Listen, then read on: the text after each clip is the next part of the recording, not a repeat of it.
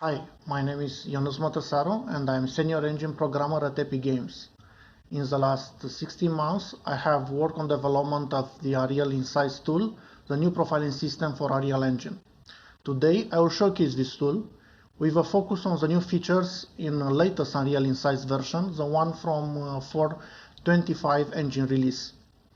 I will start with a short overview and a few slides to talk about how the system works, but then most of the presentation will be a live demo of the tool. Later, I will also showcase a glimpse of new features we have under development. Let's jump in. First, what is Unreal Insights? It is a framework to collect, analyze, and visualize data emitted by Unreal Engine, and I will add that each of these parts can be extended through plugins to collect, analyze, and visualize game-specific data.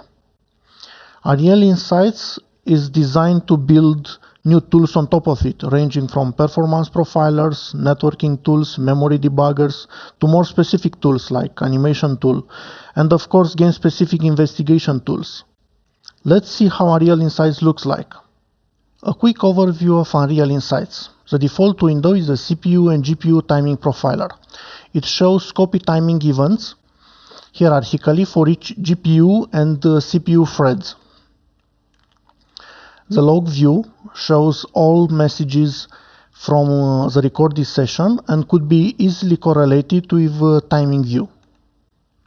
On top, frame panel shows duration of game frames and rendering frames and could be used to focus timing view to a specific area. On the right side, timers and counters shows aggregated statistics updated for the selected time range. Now let's make a step back and talk a little bit about what powers Unreal Insights, how it works, and how this data is collected. I'll come back to a more detailed demo later on. The trace system is used to collect data from a runtime by tracing structure events. Trace system is capable of high frequency of events with minimal overhead. A stream of logged events is self-describing. That makes traces easy to share and aids to implement backwards compatibility. For example, the latest version of Unreal Insights supports all previous traces recorded with previous version of the tool.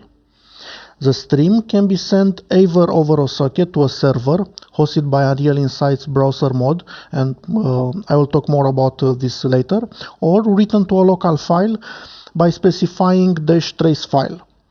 When it's sent over a socket, it is possible to specify in command line -trace host with the host address in case Unreal Insights is running on a different computer than the local host. Otherwise, the local host will be used by default. All major platforms are supported: console, desktop, and mobile. In order to control the data rate for what is traced, we have introduced a concept of trace channels, which categorizes events into named groups. Channels can be configured in runtime using the toggle channel API. It can also be configured from the command line using -trace argument and specifying the channels to enable. Or it can be configured live from the Unreal Insights UI using the trace data filtering plugin as in the screenshot. If -trace is not specified or it is specified without channel parameters, the default channels will be enabled. It's worth mentioning that the old -CPU profiler trace argument is now deprecated, being of course replaced by the new -trace command line arguments.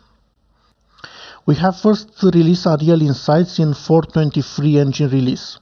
In 4.23 and in 4.24, the workflow of using Unreal Insights was similar.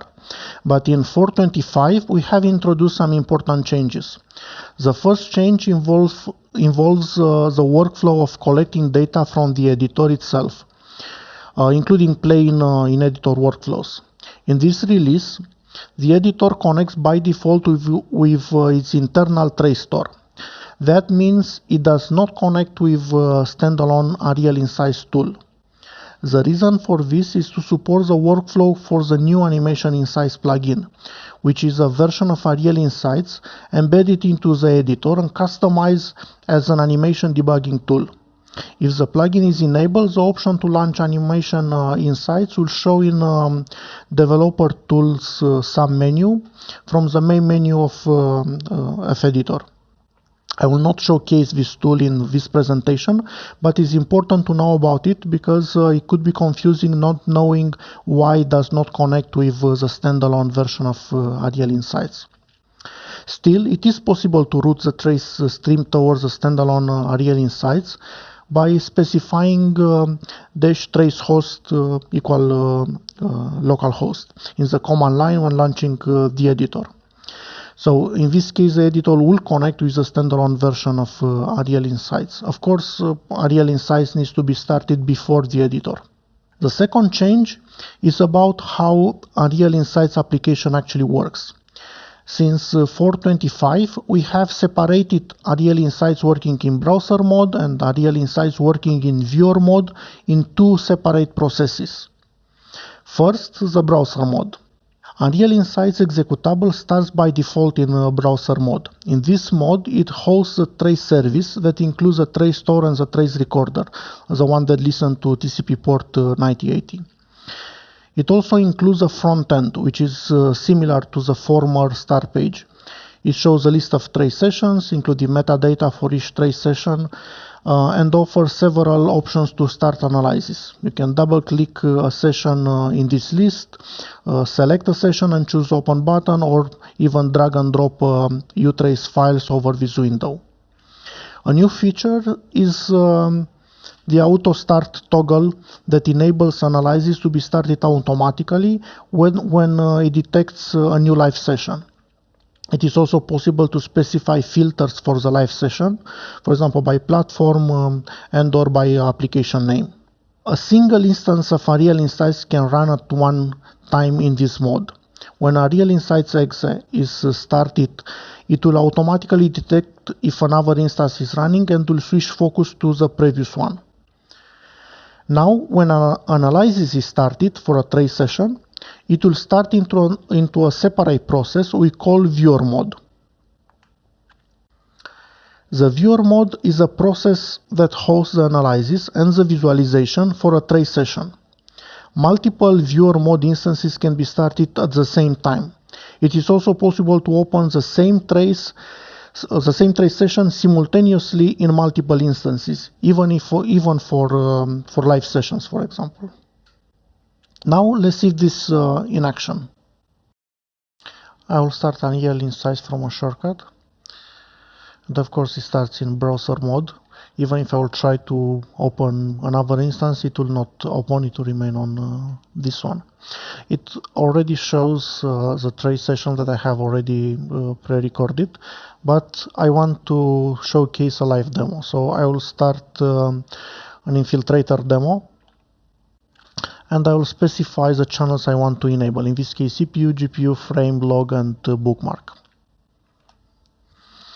The demo will start, and we are already seeing data coming from the runtime. I will just give it a few seconds for the demo to start, but I can already start to look on the session. So this is a live session that runs the demo. I will just let the demo to start, come back to timing view. So I can already look live on what's happening in the demo. I can open multiple views in the same time. I could open now another pre-recorded session, or even the same live that I already opened once, I could open a second time. And I will have the same data analyzed in eventually in two different ways, if you want to look on different things in the same time and eventually to correlate side by side the windows. So each one is independent and in what it's showing, but it shows the same data. I'll close one of them. And I have the data coming live from the session. What I can do, I can stop the demo. and in a few seconds the live status will disappear. So now it's an offline trace, and also the session has ended here. I will showcase now a few features that are new in 4.25. The first one that I want to show is improved navigation. We have lots of threads in a runtime made with Unreal Engine. We could have 100 or even more threads. So navigation between threads could be a challenge.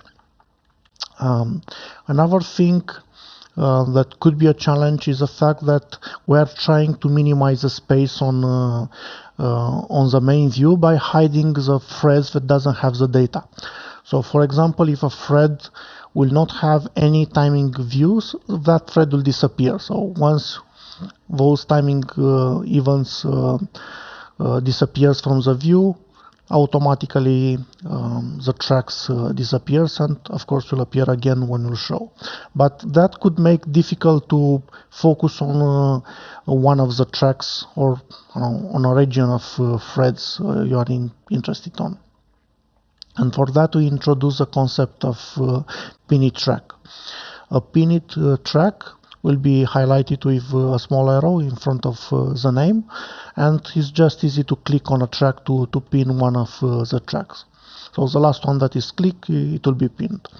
A pinned track will always remain on the view, even if it's hidden or doesn't have timing view. So in this case, pull thread 23 will still be visible even if I'm scrolling outside of the view in all directions.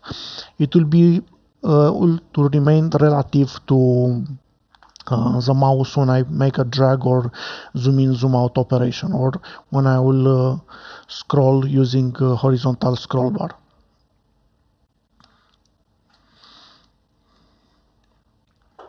So again, I have that thread in the view. It will be more useful with zooming in, because at different zoom levels a lot of threads will disappear, not having timing views in the respective regions.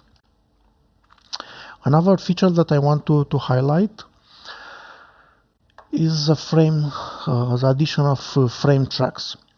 In the past we have the main graph that show a duration of both game and rendering frames, and you can see one or the other. So you could correlate with the actual timing events. But now we also introduce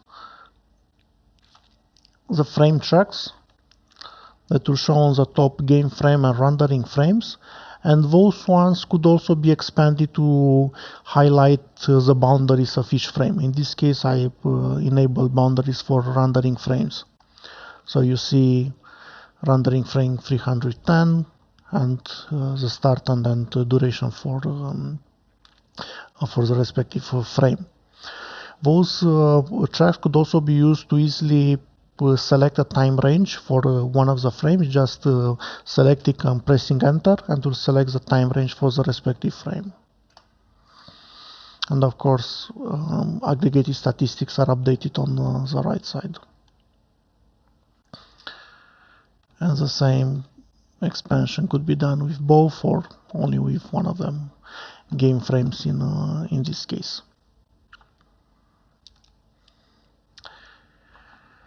Another feature we have introduced is filtering all the timing views that are similar with the one that is selected. So for example, I have wait until task and I want to see all the instances of this task. Just double clicking on this timing event will highlight or will hide the highlight for all the other timing events, and will remain in the view with only the one that I wanted to be highlighted. And of course you can go to another one and just seeing where are all the instances for the respective timing event, and you see that. You can do the same from the timers, just double clicking on a timer, it will select filtering for the respective timing event. Double clicking in an empty space will disable filtering. Another thing that was actually introduced in 4.24 is colors and colis, but I want to showcase this feature. So when you have a selection, time range selection, the aggregated stats are updated for the respective timing range, will include only timing events in this selected range, and colors and colis are also computed only for this timing range. Colors or colis are available for a selected timing for a selected timer. You can select the timer either in timing view or directly in the list of timer. So you see that when I'm selecting a timer or I change the selection, colors and colis for the respective timer are updated in real time. And all the colors of UL tick and all the colis for UL tick. Also, the hot path is highlighted in both views. Next, I will show networking insights using a pre-recorded session. I'll start it again, Ariel Insights. I'll use a recorded session from Shooter Game with 2 clients and a server.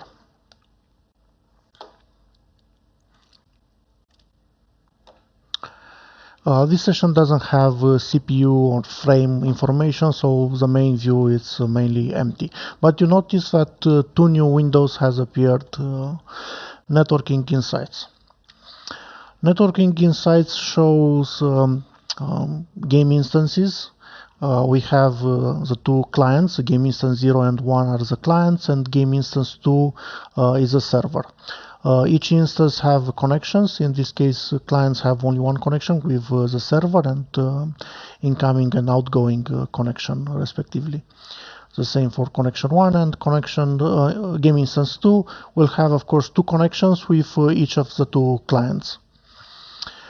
Selecting the server connection with the first client will show all the packets, network packets received from the client in this case, or sent from server to the client.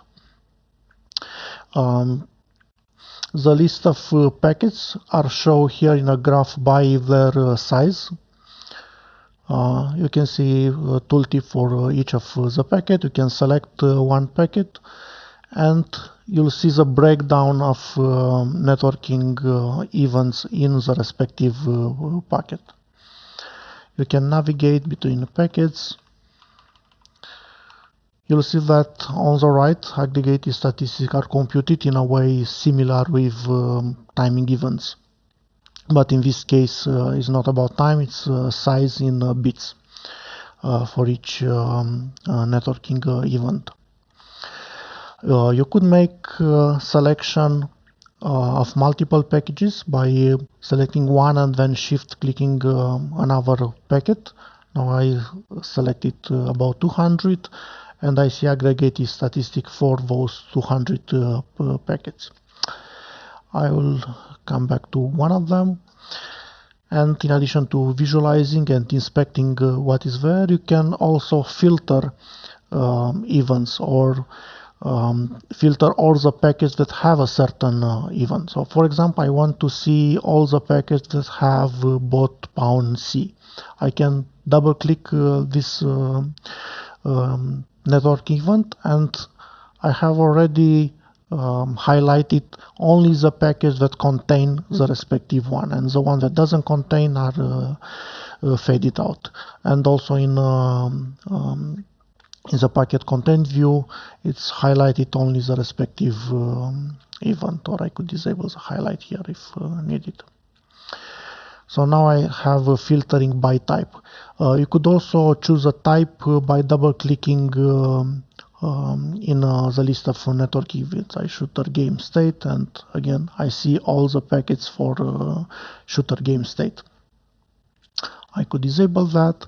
Another useful filtering or searching is by network ID. So for example, I have network ID 45 and I want to see where network ID 45 is used or what package have that on. I'll just specify that and I enable filtering by that. And I'm seeing this here, and again I have filtering for the events, for the packets that have the respective networking event with a net ID 45. When you select an event, you can navigate between the events, and you can also go to a specific packet. Why I have two different windows? This probably will be improved in the future, but now the usefulness for having multiple views is to dock side by side the two windows. So for example, I could take one of them and I will dock it on the bottom. And I want to see the correspondence between server and client. So I have the server connection with the first client and sending towards the client. And I could have here the first client connection with the server, and I have incoming from the server. And in this way I could correlate the data between the two. So for example, I could choose one that is bigger here. I have frame 3000 and I could search for the same frame here. 145 and identify the same frame. And basically one is what client sends, what server sends, and what client receives. And of course it should be similar, just the metadata could be different. The server have more knowledge about the content of the respective packet, but basically should be the same packet, so it will be useful for debugging. Another thing that will be useful for a packet is to first, statistics are updated either for one packet or for multiple packets. Here it will show all the networking events available in the entire session, but if you want to see only the networking events for the current selected packet, you could enable the filtering from here, and that will hide automatically all the networking events that are not showing in the current packet. And another thing that is useful is to group the net events by level. So here we'll see the events on the first level, on level 0, and then on level 1, level 2, and so on. So we'll see if, based on their depth. And that could be useful to navigate or to search a certain networking event. As I promised at the beginning of this presentation, I will showcase also several features we have under development. I will use a Cook trace for an infiltrator demo, and the first feature I want to showcase is the ability to attach metadata to timing events. For example, load package internal timer now has package name as a metadata. So each timing event will show the package name, the respective package name for the respective instance of the timer. Metadata could be a string, like in this case, or a numeric value, and we do support multiple name value pairs for as metadata for a single timing event. Another feature I want to highlight is the ability to show variation of a timer over time as a graph. We already have ability to show all the instances for a particular timer. Those instances could be used also to create the graph. So for example, if I double click on saving packages, I will see the graph with the variation of the respective the duration of instances over time. I could use shift and mouse wheel to zoom vertically so it's easy to spot the instances with long durations, like spikes. This feature could be useful also to compare with other timers.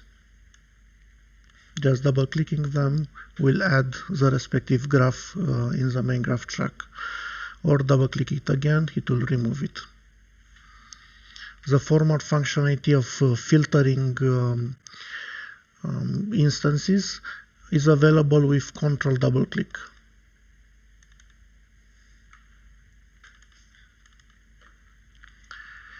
The main graph track is docked on top by default. We have extended this functionality to allow any track to be docked on top or on bottom, or to make it scrollable. For example, I could move this track on the bottom, or I could make it scrollable and to scroll with the other tracks. I could do that for CPU timing events. Let's dock on the bottom, or I could even move this one. And of course, to move it back, just move to scrollable area again. So now we have an easy way to keep a track always visible and to be easier to refer to it as a reference.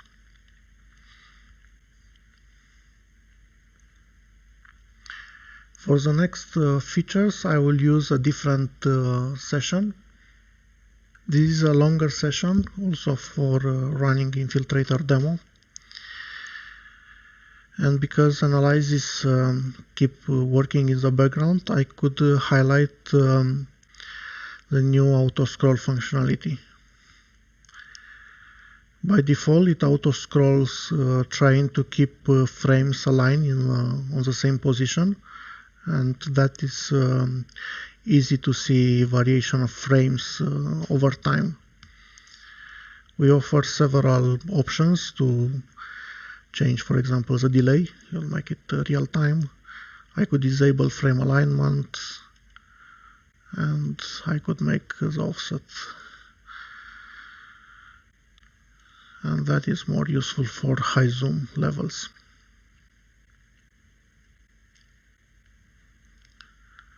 Auto scroll disables automatically when you move, when you pan with mouse. You probably notice that we have a new profiler, Memory Insights. Memory Insights show first the list of all the low-level memory tags, and will show by which tracker is used, in this case the one used by default tracker, because we have two LLM trackers, default and system. And for some of the default tags, we create graphs with variation over time for those tags. On top, we have a main memory graph that is used to compare multiple tags on the same graph. I could dock this one on top. Each tag is showing both in the main memory graph and as a separate track. And just double clicking a new one, it will create the variation for it as a track, and will be added also on the main memory graph. Double clicking again, it will remove it. You could remove all of them and create only the one that you want to show. Let's see, particles, meshes, physics, and that makes easy to compare tracks, or to go to one of them and look into details. You could customize the size of the tracks, for example, so show when you have a lot of tracks, medium and large graphs.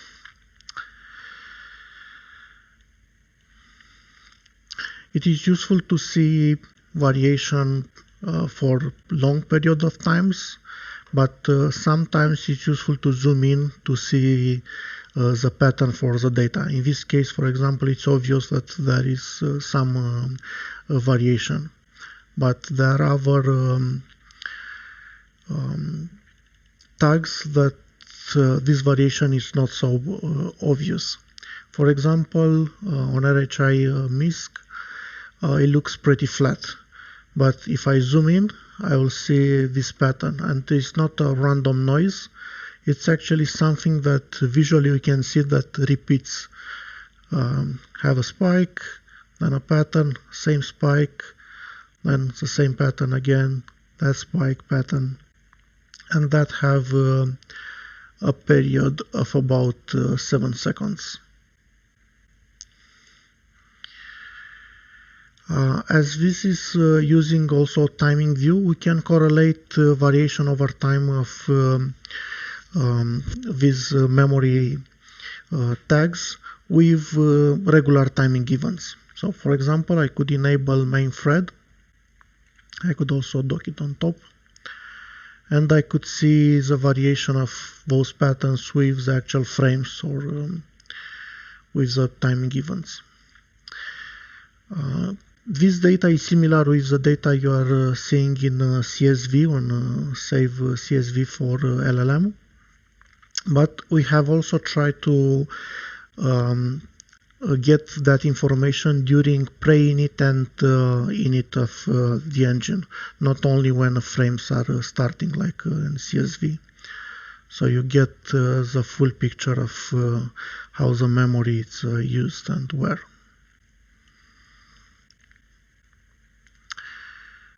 Another way of looking on the data is I'm removing again all the tracks, and I'm creating graphs for all the tags at once.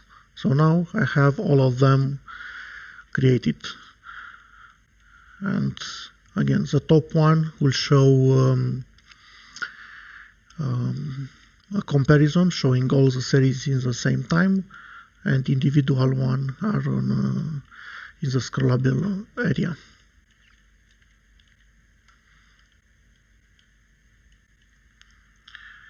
It is also possible to load a configuration of tracks, grouping of different LLM tags based on the definition from LLM report types.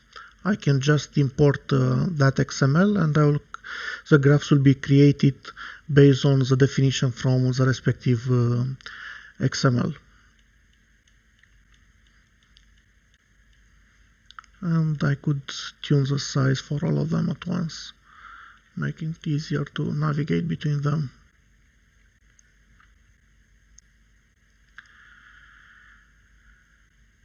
LLM tags are used by one or more trackers. In this case, all those are used by the default tracker.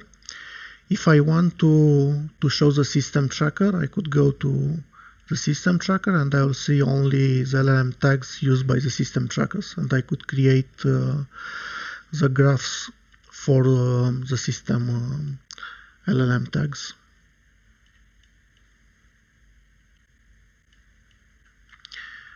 Of course, this is just a glimpse of what we are working on. We are actively working to extend that functionality, and maybe some of the features I just presented may change until the release. But there are some features that probably will reach the next 4.26 engine release. Thanks for watching.